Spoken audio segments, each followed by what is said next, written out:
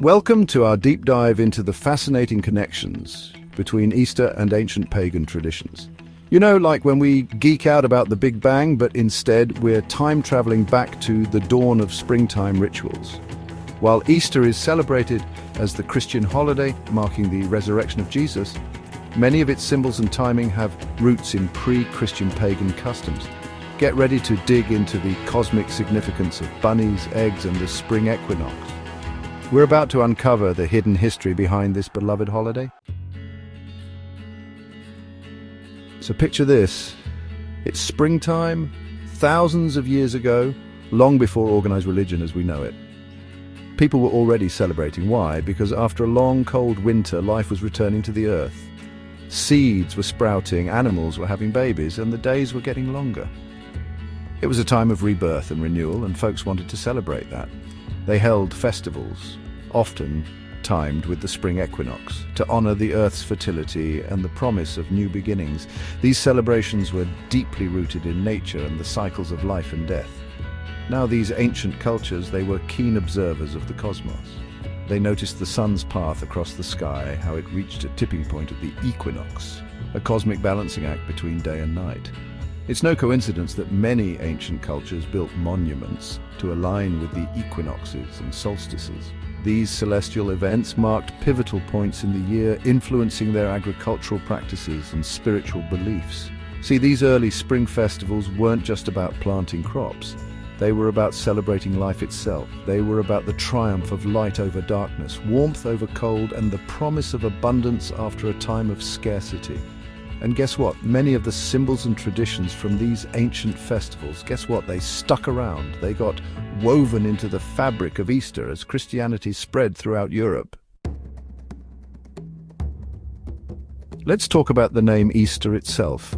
It didn't just magically appear out of thin air. The word Easter is actually derived from the name of a pagan goddess, Eostre or Ostara. Now, we're talking Northern European traditions here, particularly among the Germanic peoples. Eostre was the goddess of spring, dawn, and you guessed it, fertility. Her symbols, well, you're going to love this, bunnies and eggs. We'll get to those in a bit. Now, our main man for understanding this connection is a scholar named Bede, the Venerable Bede, to be precise. He was this English monk, a real history buff, who lived back in the 8th century. Bede wrote that the Anglo-Saxons, before they were Christianized, they celebrated this goddess Eostre with a big festival in April, right around the same time we celebrate Easter today. So picture this, early Christians are trying to spread their message in a world already steeped in ancient traditions. Rather than trying to completely erase those existing beliefs, they did something pretty clever. They incorporated them. It's like when you upgrade your phone, you keep some of the familiar features but add new ones too. By aligning Easter with the time of year people were already celebrating Eostre, the transition to this new faith probably went a bit smoother. Plus, it gave them an opportunity to layer in their own symbolism and meaning. Talk about a cosmic convergence of culture and religion. Chapter 3, Timing. Okay, let's talk timing for a second. Easter isn't like Christmas, which falls on a fixed day every year. Nope. Easter is what we call a movable feast. It's determined by the lunar calendar, specifically the first Sunday after the first full moon that occurs on or after the spring equinox. This cosmic dance between the sun and moon dictates when we celebrate. Now, this lunar connection isn't just a Christian thing. Many ancient cultures based their calendars and festivals on the cycles of the moon. Remember those pagan spring festivals we talked about? They were often timed with the full moon closest to the equinox too. It was a way of synchronizing human celebrations with the rhythms of the cosmos. Think about it. The spring equinox is all about balance. Equal hours of day and night. It's a time of transition, of moving from the darkness of winter into the light of spring. The full moon, it's like a cosmic spotlight shining down on this pivotal moment in the Earth's yearly journey around the sun.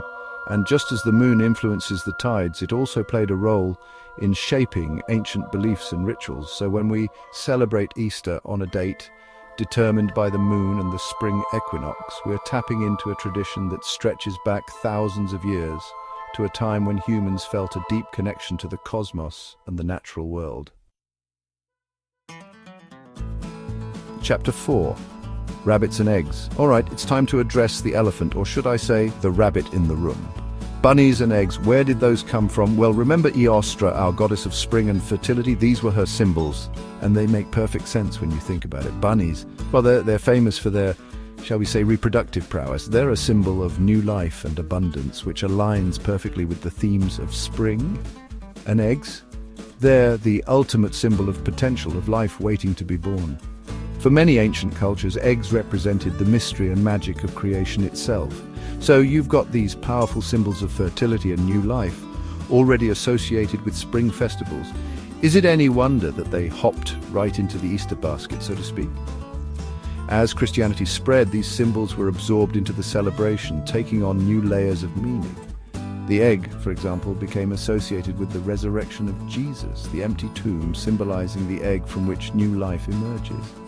The bunny, with its ability to seemingly appear out of nowhere, could be seen as a symbol of hope and the miracle of resurrection. So, while we might not think twice about biting the ears off a chocolate bunny today, these symbols carry a rich history, connecting us to ancient beliefs and the enduring power of nature. Outwrote the Cosmic Connection.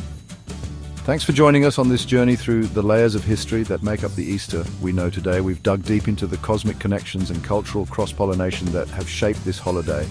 From the ancient spring festivals that celebrated the Earth's reawakening to the goddess Eostra with her bountiful symbols of bunnies and eggs, we've seen how traditions evolve and adapt over time.